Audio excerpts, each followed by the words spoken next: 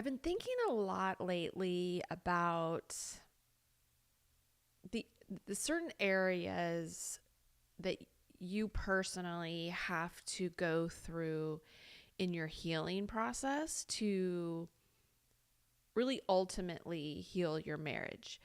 And so that's what this lesson today is. I've come up with four, so just kind of four fundamental foundational areas that you have to work on to heal in order to heal your marriage.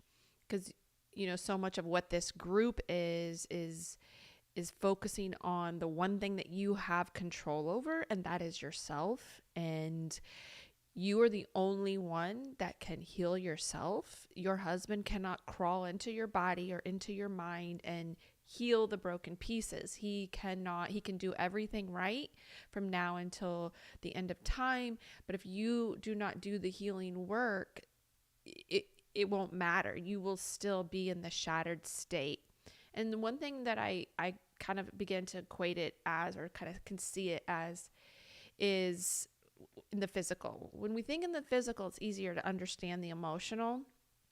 And so, one of the things that you can kind of think about is if you are in a car accident, and even if he's the one driving the car, if he's the one that was recklessly driving and caused a car accident, after the accident, the EMT is going to come, the ambulance is going to come, put you on a stretcher, take you to the hospital.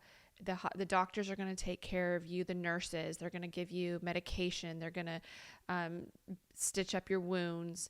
All of those things going to assist your body to begin to heal itself. But even the doctors, your family members may come and pick you up and bring you home and start taking care of you.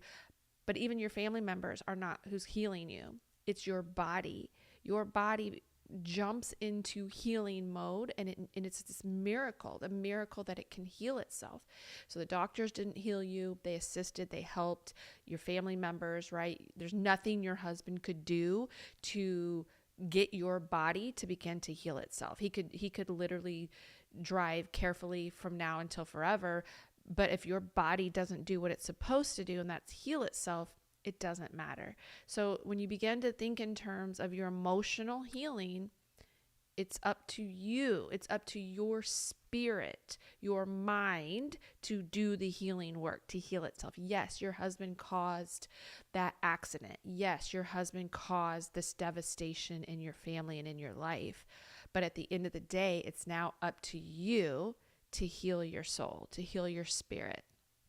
And so these four areas that I've kind of boiled it down to that you can really begin to focus on and in this area. And the first one is, first and foremost, fundamentally getting to know yourself. And this might even be for the first time. You may not have ever even really truly known yourself.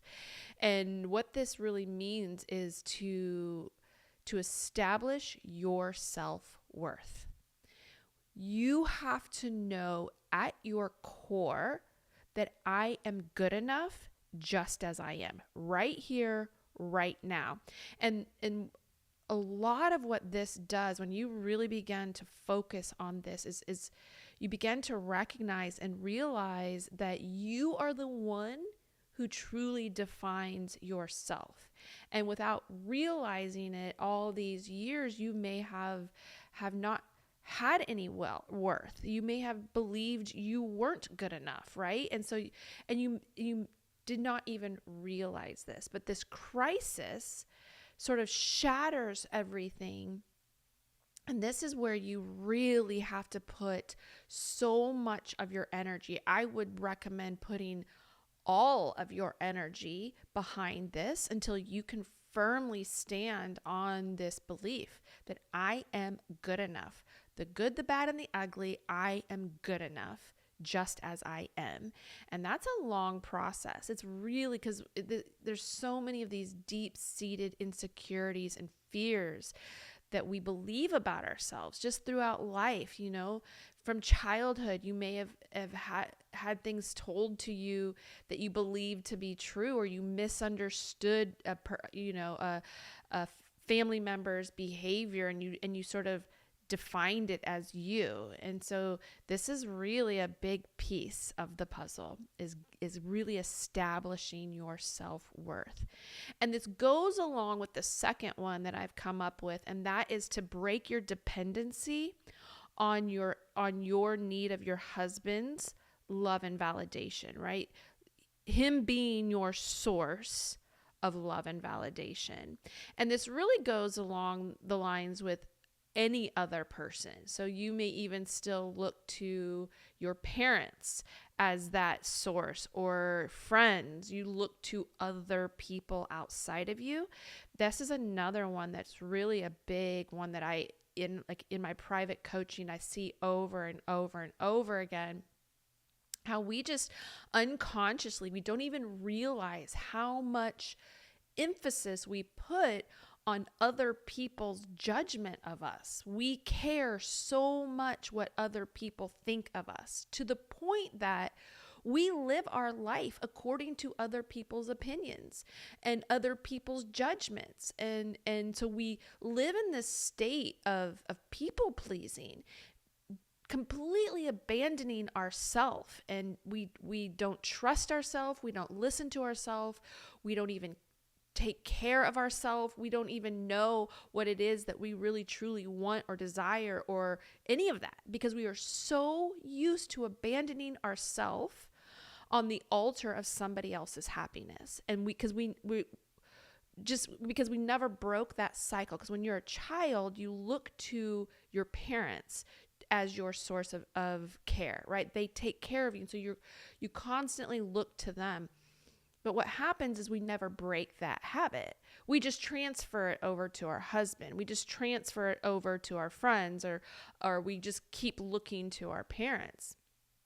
And so what I began to recognize, that this is so important, that you begin to see that love and validation begins within me, and really beginning to foster this autonomy within yourself, and really beginning to break this habit, overcome this people pleasing, looking to other people and their judgment. And this, because I see this so much in just even the decision to stay and heal your marriage versus get a divorce, right? So many people feel terrified that what are other people going to think? I'm making the wrong decision because everybody tells me I am, and so even in just that sort of decision, people struggle. And this is a big fundamental piece of the healing. When you can really break this attachment that you have, that's when you can really begin to flourish in your life. You live from an internal fountain that is overflowing out of you. And that's when you can really begin to commune on a deeper level with your husband and with your parents and with your friends. Like, it becomes this more communion and not so much of a fawning and people pleasing, right? Living in this fear, constantly looking to them to tell you you're good enough, constantly looking to them to tell you that you're worthy of being loved. And so this is part of that healing process. And all of this is kind of intertwined, and you'll begin to see why why they all kind of interlink to each other, because the third real foundation of your healing is overcoming your fear of abandonment. And this is a deep-seated fear of abandonment. And this can even go so far as even our fear of death. And I know this is starting to get like way out there into the deeper waters, but this is such a big piece of it, because our fear of abandonment is a lot of the reason why we abandon ourselves in the process of pleasing the other person.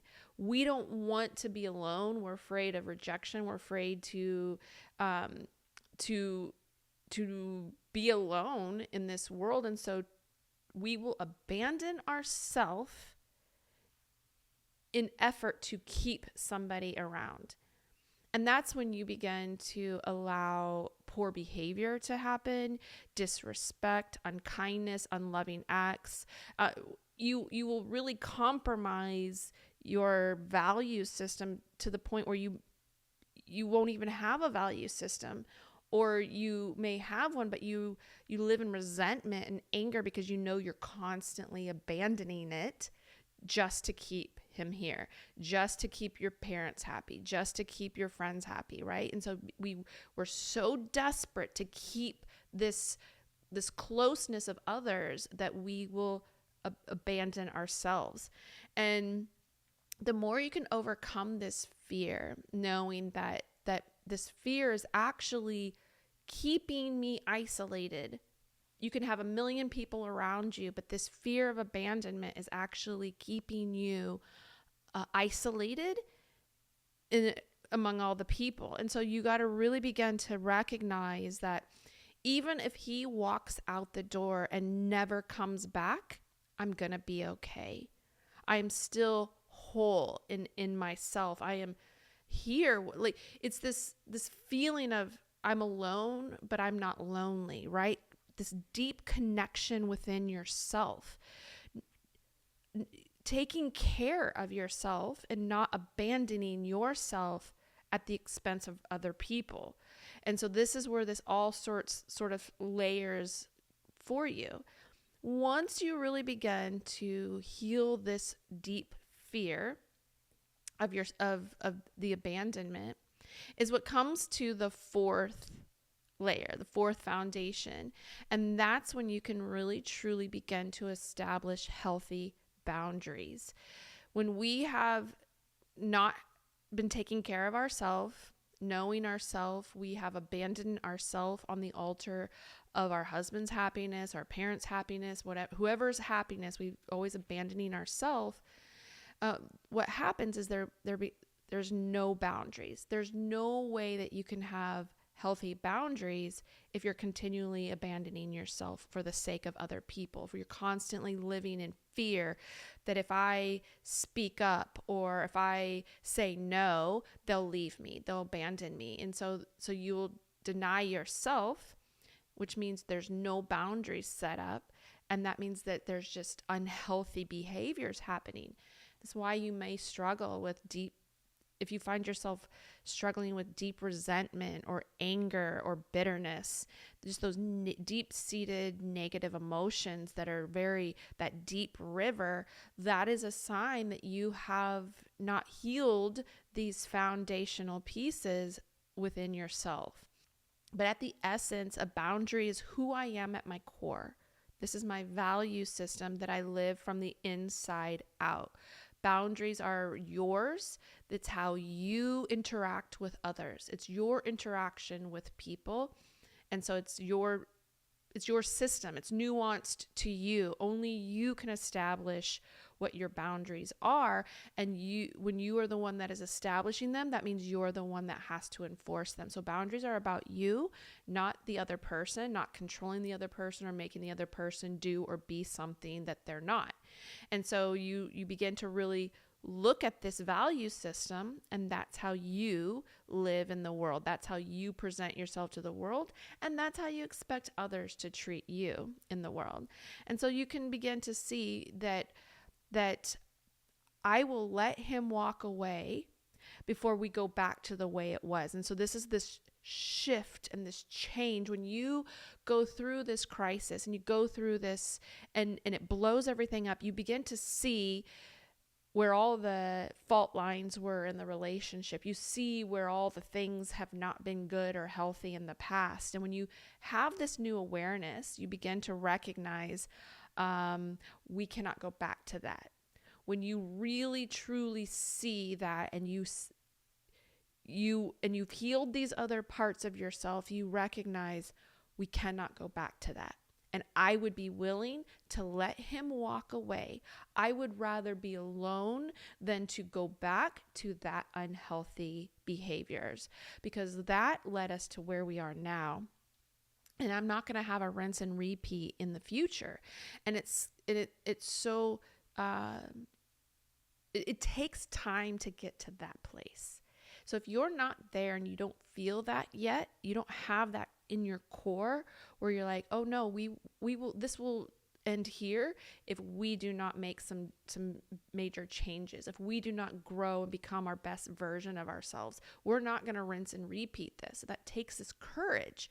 And the only way you can get to that point, to feel that in your soul, and you can do it with love and kindness.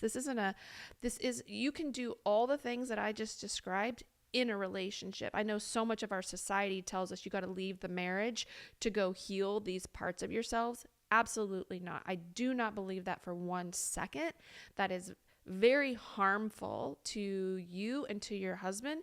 You can do this in the marriage as you're healing with all the bad habits currently in state. You can begin to heal these one by one. And so just know, but at the fundamental piece of it, I'm not willing to abandon this growth and this version that I'm becoming for the sake of the relationship. The relationship will go first before I ever abandon these fundamental pieces. So if you can begin to kind of see, where am I supposed to be putting my energy? Where am I supposed to be focusing? I know we want to really focus on him and what he's doing. And yes, he does have to get on board. He does have some things that he has to do. But if we're so hyper focused on him, we get locked into controlling him, right? That's when we slip into control and manipulation. That's when we become his police warden. That's when we become his mother, right? That's when we control him and we're out of control in there. So yes, there's a role that he has to play, but at the end of the day, these are the 4 things that you have to put all your energy behind so that you can get to that place that you can really stand in knowing who you are with love and respect, with knowing your self-worth. And when you know that, you treat yourself with that, and then you begin to recognize the flip side, that he has that same worth and value, and you begin to treat him with these healthy boundaries, expecting and treating him with the same worth that you know you have. And that's when you begin to grow in communion and really have an incredible relationship as your healthy selves, your healthy and whole selves. Nobody has to sacrifice themselves in a relationship for the relationship to be healthy. So this is something that both people show up and they both are thriving in their life when they have this healthy relationship. So hopefully this helps you if you're sort of needing to know where to put your energy and what to focus on. So thank you so much for being here, and I will talk to you next time.